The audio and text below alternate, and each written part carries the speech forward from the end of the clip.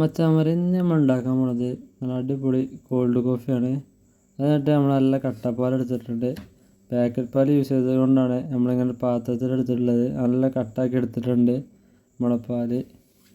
ശേഷം ഇതേപോലെ ഒരു മിക്സി ജാറിലേക്ക് ഇട്ട് കൊടുത്തിട്ട് നമ്മൾ ബ്രൂ കോഫിയും ഇട്ട് കൊടുക്കുക.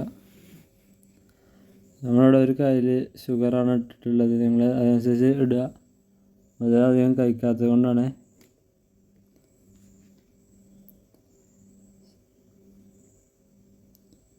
ശേഷം നമ്മളെ മിക്സി ഒന്ന് നന്നായി കറക്കിയെടുത്ത്